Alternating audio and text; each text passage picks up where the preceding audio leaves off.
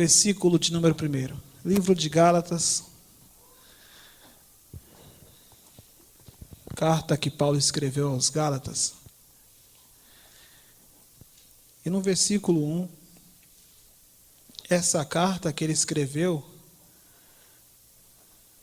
falando à igreja,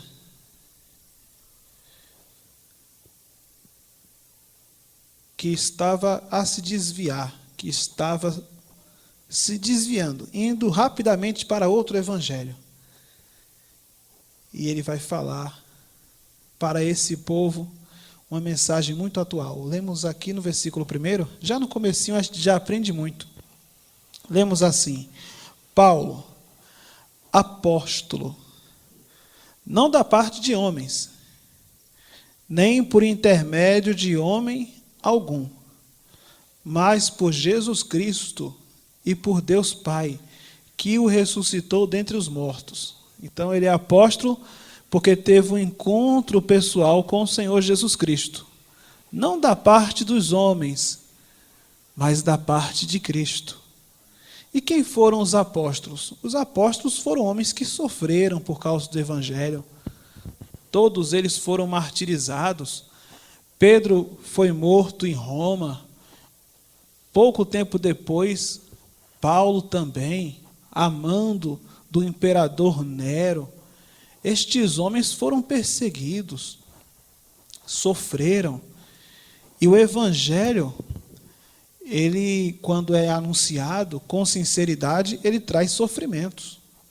Os primeiros que foram pregando na nossa nação, no nosso Brasil, não vou citar as igrejas, mas os primeiros pregadores do Brasil têm histórias assim incríveis. Teve um pregador, um missionário, começou a pregar no Brasil, e aí ele pregava numa tenda, tipo um circo. O que é que os inimigos fizeram? Foram lá e tocaram fogo. Histórias de homens que carregavam caixas das literaturas nas costas, longas distâncias para pregar. Gente que era perseguida nas cidades, caluniado, perseguido por outras igrejas, igrejas decadentes que perseguiam os pregadores. Então o Evangelho, ele é isso. É um chamado para sofrer para que alguém venha a ser salvo. E continuando a leitura, nós lemos assim: E todos os irmãos, meus companheiros, às igrejas da Galácia, graça a vós outros e paz da parte de Deus, nosso Pai e do nosso Senhor Jesus Cristo, o qual se entregou a si mesmo pelos nossos pecados, para nos desarraigar deste mundo perverso, segundo a vontade de nosso Deus e Pai, a quem seja a glória pelos séculos dos séculos. Amém. Então ele está dizendo, Jesus que veio para nos tirar desse mundo pecador. Hoje o que acontece? Hoje as pessoas perderam o temor. Elas estão brincando com a salvação, elas não levam a sério, elas estão brincando com a coisa do pecado. Porém, Paulo está dizendo aqui, o Senhor, ele se manifestou para nos tirar desse mundo, para que a gente venha ter total aversão ao pecado. Não é para a gente ter nenhum tipo de simpatia pelo pecado. Pecado é pecado, ainda que as pessoas mudem o nome, continua sendo pecado. E no versículo de número 9, admira-me que estejais passando tão depressa daquele que vos chamou da graça de Cristo para outro evangelho. Vocês foram chamados para o evangelho e rapidamente vocês já estão correndo para outro evangelho, o qual não é outro, senão que há alguns que vos perturbam e querem perverter o evangelho de Cristo. Vamos fazer uma breve oração. Senhor meu Deus e Senhor meu Pai, que o Senhor venha falar ao nosso coração, que o Senhor venha abençoar essas vidas que aqui estão e as vidas que serão alcançadas através da pregação do Evangelho através desse trabalho que realizamos aqui. No nome de Jesus, amém e graças a Deus. O Evangelho é um só. Não existe dois evangelhos. Não existe uma reforma, uma melhoria do Evangelho. A pregação do Evangelho começou com os apóstolos. E o que é que aquela primeira igreja viveu? Perseguição, sofrimento. Aqueles primeiros anos, só era evangélico, podemos dizer assim, só era cristão quem realmente queria ser salvo, porque não tinha nenhum tipo de privilégio, não tinha nenhum tipo de vantagem. Então, aquelas pessoas que tinham algum tipo de interesse oculto, rapidamente não queriam saber desse evangelho. Porque ser cristão, ser seguidor de Jesus, nos primeiros momentos, representava ir contra a opinião pública, ir contra a opinião da sociedade. O cristão ou o evangélico, eles até era chamado de ateu, porque não cria no imperador. Porque a pessoa naquele tempo, para poder estar bem naquela sociedade, tinha que crer no imperador. E eles eram considerados ateus, porque eles não criam no imperador. E aí, aos poucos, aquele tempo de perseguição, mesmo tendo aquela aversão, a igreja foi crescendo, foi se expandindo. Então, veio a perseguição dos impérios. Todos os imperadores, cada um foi perseguindo o povo de Deus, agora em todo o Império Romano. E era uma perseguição que não acabava nunca, era morte, eles tinham que fugir, era uma coisa terrível. Até que teve um governante que ele olhou para o cristianismo e ele pensou, não tem como acabar com esse povo. Então vamos fazer assim, vamos adotar essa religião como sendo a religião do Império, Constantino. E ele adotou aquela religião como sendo a religião do Império. E agora, através desse decreto, todo mundo agora é cristão. Porque ser cristão representava em união, em unidade com o Império. Aquele agora que se torna cristão passa a ter certos privilégios, certas vantagens. E agora vem o tempo da igreja, a igreja não mais espiritual, mas a igreja poderosa.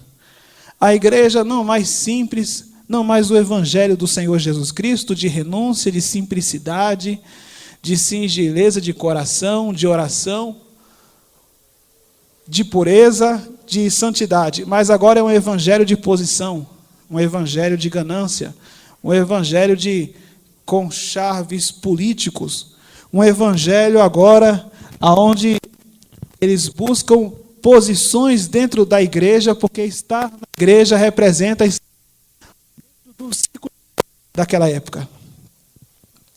E assim foi durante muito tempo. Ao ponto que a igreja se transformou em algo poderosíssimo. E aos poucos vêm essas doutrinas que a gente conhece. Adoração de imagens, o Papa, a figura do Papa, que em uma época até teve até mais de um Papa. A igreja romana se destacava, então deu origem, foi um processo lento de vários séculos que deu origem à igreja católica, cujo a conhecemos. A igreja católica não surgiu assim do dia para a noite.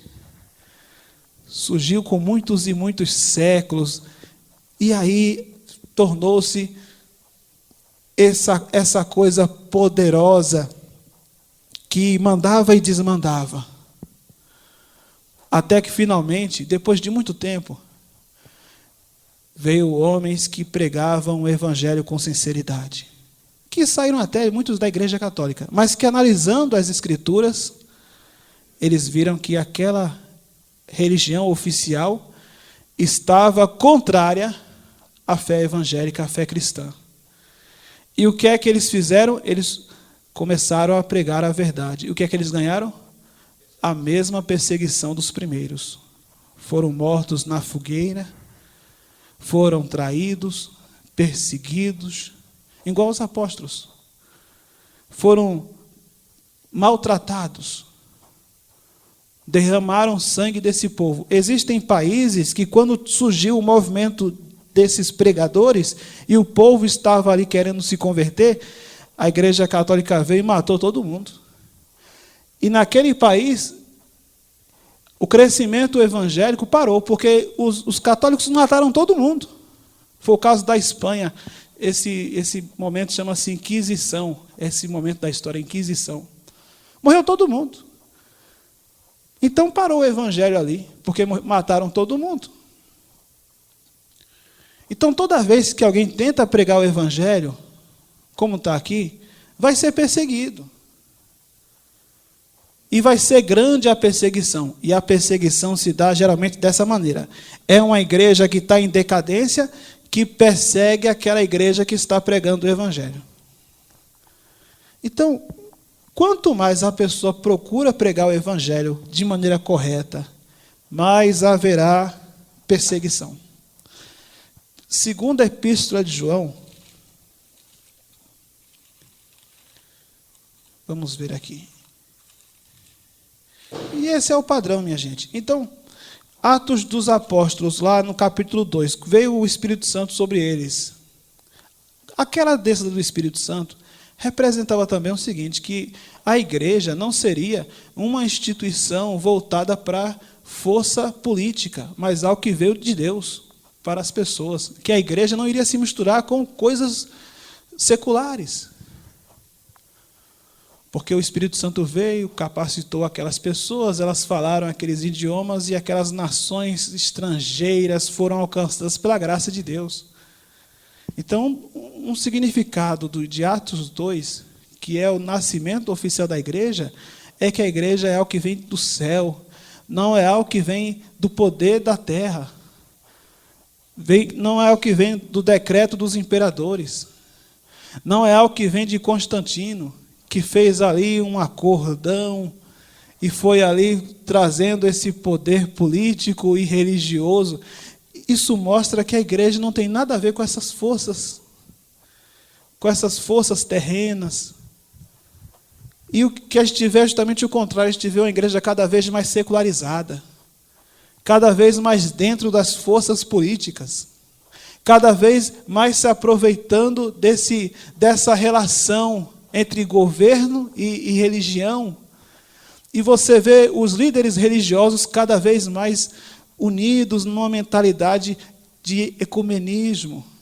Líderes evangélicos, até dessas igrejas seculares, essas igrejas reformadas, desses líderes que foram mortos, hoje estão sentando na mesma mesa que o Papa. Hoje já é uma outra conversa, é uma conversa mais politizada, é uma conversa para agradar. Ninguém ofende a fé de ninguém. É todo mundo assim, você respeita a minha religião e eu respeito a sua religião. Porque o importante é entre a gente haver uma comunhão, uma aliança. Ninguém quer ofender ninguém com a verdade, mas a verdade é que o evangelho é algo muito sério. E o evangelho não é nunca visto com bons olhos pela sociedade de um modo geral. O evangelho é a pedra no sapato da consciência moral das pessoas. Porque o evangelho mostra que o pecador, ele não merece o céu. Ele vai para o inferno se ele não se entregar ao Senhor Jesus Cristo. O evangelho mostra que a gente tem que ter uma atitude de conversão e exige da nossa parte responsabilidade, compromisso, força moral para fazer não aquilo que todo mundo faz, mas para escolher aquilo que é certo. E isso pouca gente tem. Ainda mais no mundo que vivemos hoje, onde as pessoas estão mais preocupadas com a sua imagem do que com aquilo que é realmente certo. Tipo assim, não, para não ficar feio diante das pessoas, o que é que as pessoas vão pensar de mim? Se eu sair dessa religião, e o que é que as pessoas vão achar? Vão achar que eu fiquei louco. É uma preocupação com a autoimagem. Todo mundo quer se passar por comum. ninguém quer passar vergonha, ninguém quer ser ferido na imagem.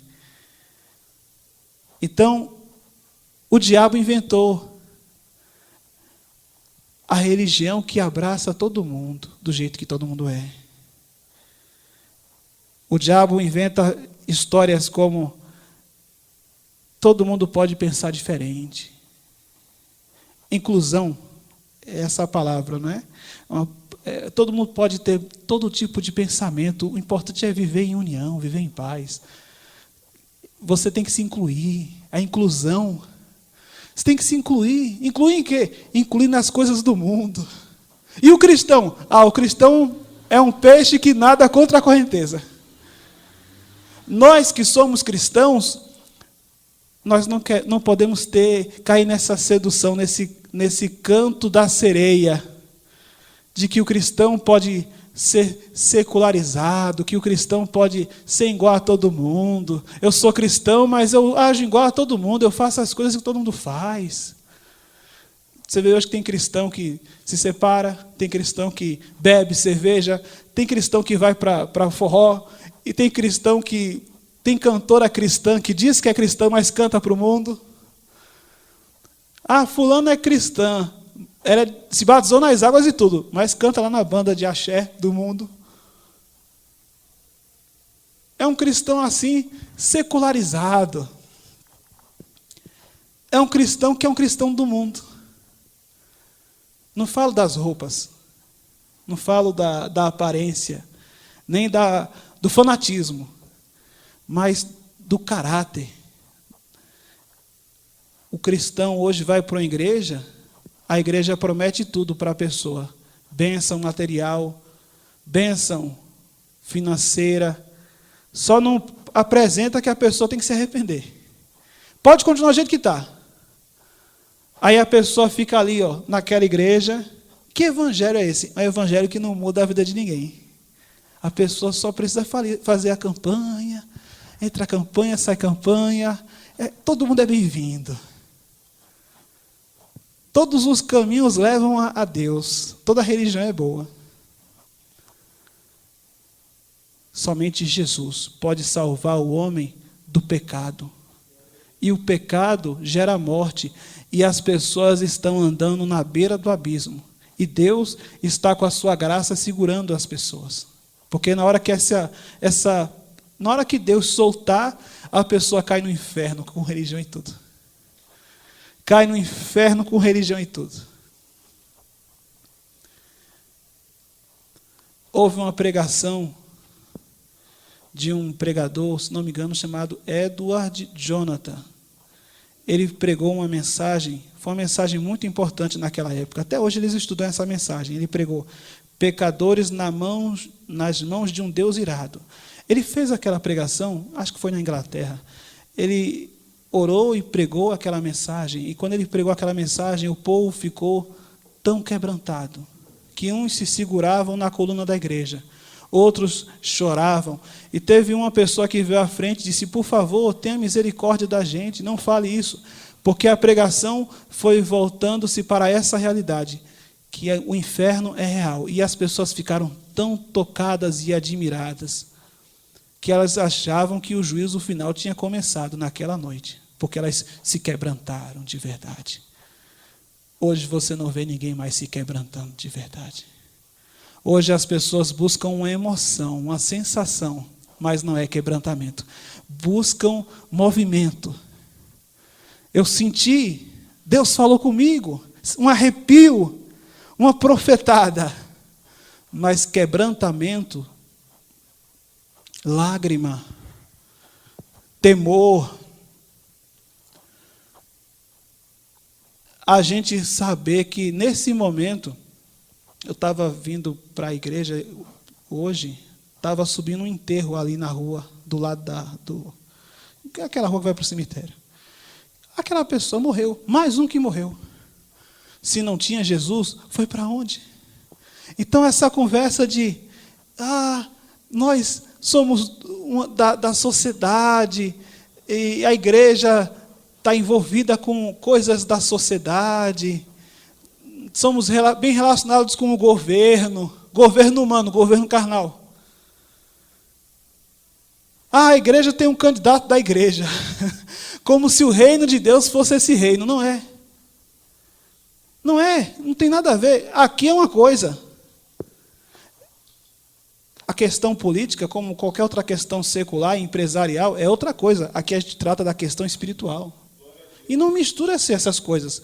Eu vejo muita gente, Júnior, o presidente, tudo bem, é um direito dele, ele é o presidente, eu não estou criticando. Aí vai em uma igreja, aí o pastor lá, ou o padre, ou qualquer líder, pega o presidente, põe no altar, olha aqui. E não esse presidente, mas os outros também, que teve o Haddad, que foi na igreja católica, e na hora da campanha, tem agora o atual, o Bolsonaro. Aí o pastor pega aquela pessoa, já põe ali. Ninguém nem prega mais, fica só olhando para o presidente e rindo.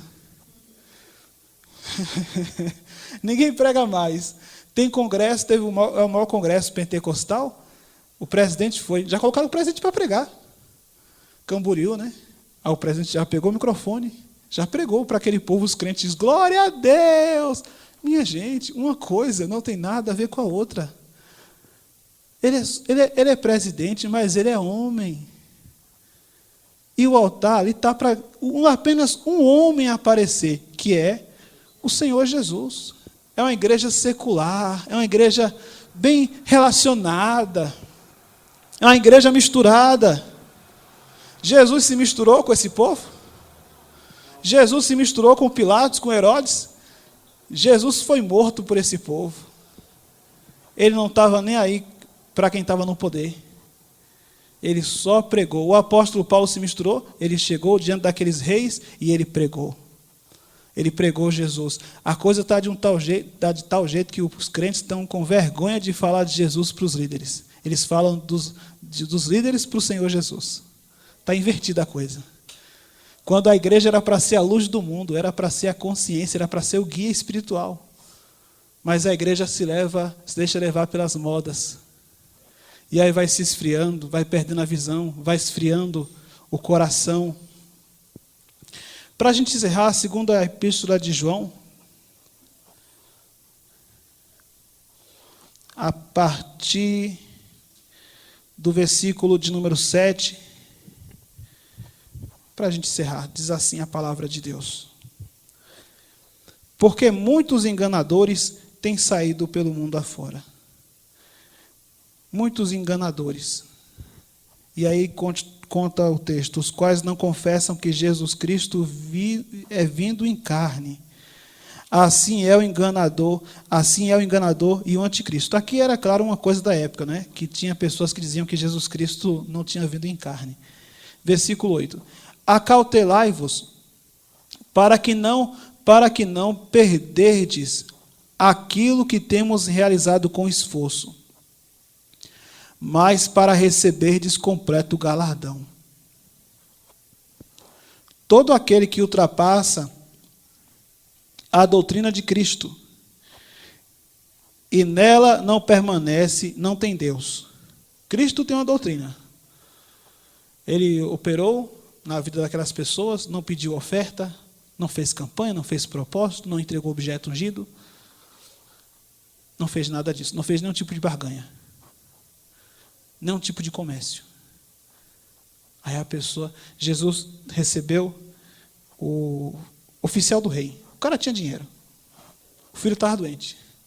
Aí Jesus olhou para ele e disse assim, olha, faz assim, traz uma oferta, toma esse envelope. Chegou uma pessoa aqui na igreja agora há pouco, pastor, qual é o dia da libertação na igreja? É na sexta-feira? Eu podia dizer, irmã, é na sexta-feira, eu vou até entregar uma rosa branca da paz. Eu vou na rádio e digo assim, pessoal, vou entregar a vermelha, do amor. Porque Jesus é a rosa de Saron. Você sabe qual é o livro de onde se sai mais heresia? Do mundo? Da Bíblia. A Bíblia é a mãe de todas as heresias. Porém, se a pessoa lê ela sem Jesus. Mas se eu ler a Bíblia com a chave que é Jesus, aí ela é palavra de vida. Mas sem Jesus, a pessoa pega um versículozinho E já cria uma doutrina. E cada um cria o seu próprio ensinamento. Porque teve a revelação do jeito que quis. Aí virou essa Babel que a gente está vendo hoje, que cada um corre de um lado. Cada um faz do seu jeito. Então, Jesus recebeu aquele homem. A visão é Jesus. Aí, Jesus olhou e não cobrou nada. Disse para ele, vai, porque ele está curado. E ele creu na palavra de Jesus. Olha que simplicidade é o Evangelho. Qualquer um pode ser abençoado, basta crer na palavra de Jesus. E foi. Aí a jovem perguntou qual era o dia do culto da libertação. A pessoa já está tão acostumada com esse negócio de culto, está tão enraizado nela. Culto para isso, culto para aquilo. Nós não fazemos esse trabalho. Qual é o culto de hoje? Palavra e oração. E na sexta? Palavra e oração. E domingo? Oração e palavra. E na segunda? Oração e palavra também. O culto é de quem? É de Jesus. Pronto. Na segunda-feira é o culto da oferta, do dinheiro. Na terça é o culto da mulher, para quem não tem mulher. E homem para quem não tem homem. Na quarta é do espírito. Na quinta é de outra coisa. Na sexta é do demônio. Não, peraí. O culto é para Deus. São verdades simples que as pessoas esqueceram. Verdades simples, e a pessoa vai se desviando. O diabo não quer desviar não tem como desviar todo mundo de uma vez. Ele vai desviando aos pouquinhos, minha gente. São doutrinas errôneas que vão entrando no coração das pessoas aos pouquinhos. É aquela história do copo de veneno. Se eu colocar aqui um copo aqui com um crânio, com os dois ossos assim, igual a bandeira do pirata, você vai saber que aquilo é perigoso. É veneno. Agora, se eu ponho aqui um copo d'água e pingo 2 gotinhas de veneno e não aviso nada a ninguém, qual é o copo mais perigoso? É o que não tem aviso nenhum. Então, por isso que o diabo inventou tantas religiões, todas elas falam de Jesus, todas elas falam de amor, de fraternidade, de iluminação, de anjo, tanta coisa bonita. A religião é uma coisa muito bonita. E colocaram a pobre da Maria nessa história também, e já criou a religião da Maria. Na frente da minha casa, eu falei isso na rádio, se mudaram um pessoal que eles fazem imagens de gesso, faz jarro, faz Maria, faz anjo, faz tudo. Eu vi até fazendo aquele bicho lá aquele herê lá, até o herê da macumba eu vi eles fazendo. Eles fazem tudo. Que é uma forma de criança, né? Aquele pequenininho feito um anjo, só que é da macumba aquilo lá. Faz tudo. Aí, quem fez? O homem. Aí o homem vai lá e se curva diante da imagem que o outro homem fez. É triste, minha gente. E é muito triste porque foi algo que veio de muitos e muitos séculos. A Igreja Católica começou 300 anos depois do Evangelho começar a ser pregado. Então é uma coisa muito antiga. No Brasil, está aí, muito antigo. Em cada cidadezinha tem uma Igreja Católica. E são doutrinas que não estão na Bíblia. Doutrinas da transmutação, da hóstia, da vela, da adoração de imagens, o culto a Maria, Maria permaneceu virgem, Maria ascendeu aos céus e tantas outras fábulas. Tantas outras coisas. No Espiritismo, as mesmas coisas. Mas o problema é que esses erros a gente começa a ver também na própria igreja evangélica. Ao ponto de a igreja evangélica moderna ser hoje algo completamente estranho às Escrituras. Por isso que muita gente até nem quer saber de vir à igreja. Porque quando olha para a Bíblia e quando vê as igrejas de hoje, ela pensa, não tem nada a ver, então eu vou ficar em casa mesmo. Eu vou ficar aqui orando em casa, lendo a Bíblia em casa, louvando em casa, porque ela não consegue identificar nada do Evangelho nas igrejas modernas de hoje.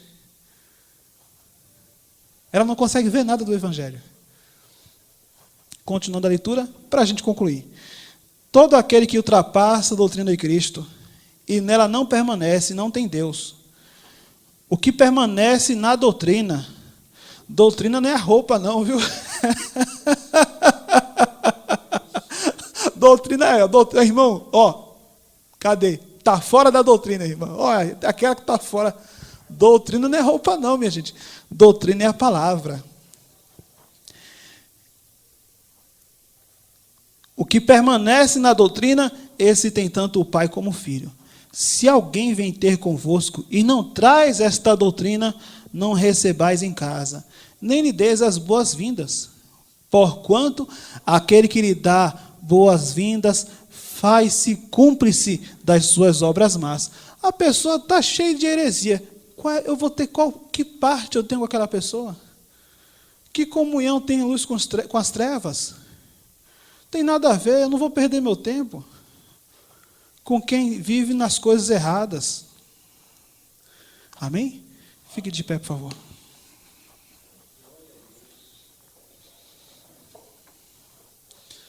Então, o que é que o João está dizendo? A pessoa está no Evangelho. Aí a pessoa está na igreja, está firme, mas a pessoa quer ir para as doutrinas mundanas, quer ir para a igreja que prega heresia, quer ir buscar coisas que não estão na Bíblia. Pode falar de Jesus, pode falar de Deus, mas a nossa fé, a nossa igreja, não é aquilo que eu acho, o que eu penso. Aí eu vou ensinar aqui o que é que eu acho. Tem uma igreja muito grande que diz que aborto é correto. O líder fala isso. Nós sabemos que não é, porque Deus é vida. Deus ele vem para prover a vida. O diabo é que quer conduzir o aborto, porque quando Moisés foi nascer, o que é que o diabo quis fazer através de Faraó? Matar as crianças. Aí as parteiras tiveram temor de Deus e Deus abençoou as parteiras. O que é que Herodes quis fazer quando Jesus veio? Mandou matar as crianças. Então, esse movimento de matar as criancinhas, esse movimento abortista é satânico. O que é que eles sempre representam artisticamente nesses movimentos homossexuais, quando tem essas passeatas que eles fazem, essas marchas, sempre tem uma representação artística da Maria abortando. Sempre tem, porque o que eles queriam era que Maria tivesse abortado Jesus. Então, esse negócio de aborto é um negócio diabólico. Aborto, eles querem até mudar a lei para poder qualquer pessoa abortar. Por que não faz o planejamento familiar? Se não queria ter filhos, tem métodos aí anticoncepcionais para não ter filho. Agora, tem que matar a criança? Isso é assassinato. É um pecado horrível diante de Deus. É uma coisa horrível, uma coisa horrível. Mas esse líder evangélico diz, não, pode abortar. Ele diz isso de uma das maiores igrejas do Brasil. Uma das maiores do Brasil. E é evangélico, e aí? E agora? Ele disse também que Jesus, quando operou o milagre do vinho, quando transformou água em vinho, foi abre aspas, uma idiotice, porque ali ninguém foi liberto, ninguém foi curado. Jesus ali, quer dizer, a religião dele, ele já quer ser mais do que Jesus. Ele já quer ser maior do que Jesus. Porque ele criou uma visão de evangelho que é conforme aquilo que ele acha. E não pode ser assim. O evangelho, ele tem que ser, ele é a nossa régua moral, é o que está na Bíblia. O que importa não é o que o pastor pensa. O que importa é o que está aqui nas Escrituras. Por mais que a pessoa tente distorcer, pegar versículo isolado, dizer, não, mas esse versículozinho aqui, eu até mudei ele um pouquinho para ser conforme o que eu quero. Mas a verdade não deixa de ser verdade. E a mentira não deixa de ser mentira, mesmo que muitas pessoas digam que aquela mentira é verdade. Mentira continua sendo mentira. E basta somente um pouquinho de heresia para a pessoa até perder a salvação. Basta só um pouquinho. Basta só um ensinamento errado para a pessoa ir se desviando, e vai aceitando aquela mentira, pronto. Está fora do Evangelho. Está fora da palavra. Perdeu a salvação, perdeu tudo. Então, o que é que Jesus fala? Conhecereis a verdade vos libertará. Que ele é o bom pastor, ele que deu a vida pelas ovelhas. Mas ninguém, não foi o Erinaldo ou ninguém. O nome que tem que aparecer é o nome de Jesus. Não o nome de apóstolo, nem anjo, nem nada. É o nome de Jesus. É isso que importa. Põe a mão sobre o seu coração. É isso que importa. Porque o que importa é a gente ser salvo. Não importa se fulano não gostou, se o outro criticou, não importa. Nós não estamos atrás da glória dos homens. Não importa, eu sei. Olha, Júnior, como eu sei. Se eu me desviar aqui, a igreja fica cheia. Tenho certeza. Se eu abrir mão da Bíblia e começar a inventar moda, meu irmão, falar na rádio, começar a entregar um negócio aqui ungido, negócio aqui de gente melhora, de dinheiro, negócio vira. Mas eu vou perder a minha salvação. Eu vou perder Jesus, porque não adianta ter a glória do mundo, fazer com chaves políticos, né? A eleição está chegando aí, ir atrás de um e atrás do outro. Teve uma época que ela era obreira de uma igreja, aí tinha um rapaz que queria ser vereador, aí juntou com o pastor, aí o pastor pegou os obreiros e colocou na rua para falar do candidato. A gente tem que ir para a rua para falar de Jesus, não misturar coisa de igreja. Estou dizendo assim, claro, quem tem que ser um candidato vai. O que eu estou dizendo é que não pode o pastor estar envolvido com essas coisas para eleger ninguém. Não pode, não dá, não pode, acabou. Porque a gente nem sabe se vai dar tempo de chegar nessa eleição, né? Pode ser que Jesus volte ou a gente volte para Ele. E a gente tem que se firmar em Deus. Aí ela foi arretada, dá o papel. No outro ministério que eu fazia parte, chegava muito essas coisas, umas caixas assim, gastava tanto dinheiro para fazer esse tipo de coisa. Vem candidato, aqui mesmo, né? Candidato vem. O candidato da igreja, para defender os interesses da igreja, realmente. É os interesses da igreja, tu fala a parte humana, né? A liderança e tudo mais. E o herege sou eu. E o herege sou eu. Senhor meu Deus e Senhor meu Pai, que o Senhor venha continuar falando conosco através da palavra e que venhamos ficar a cada dia mais firmes na palavra, no Evangelho. A cada dia mais firmes, porque nós estamos junto com a sociedade. Pelo contrário, nós estamos como um peixe que vai contra a corrente, nadando contra a maré, contra a correnteza. Por isso que é tão difícil. Por isso que é tanta dificuldade, tanta perseguição, tanto ataque. Por isso. Porque a gente está no caminho certo. Porque se o mundo nos amasse, então o amor de Cristo não estaria em nossa vida. O mundo nos odeia porque o amor de Cristo está em nós. Nós não temos parte com esse mundo. Nós temos parte com o Senhor Jesus, com a graça do Senhor, e o nosso compromisso é com o Evangelho de Cristo. Por isso que está o tema da igreja. E ali pregava o Evangelho, não outro Evangelho, mas apenas o Evangelho do Senhor Jesus Cristo. Que o Senhor venha abençoar a cada dia. Amém e amém. Pode aplaudir o Senhor Jesus?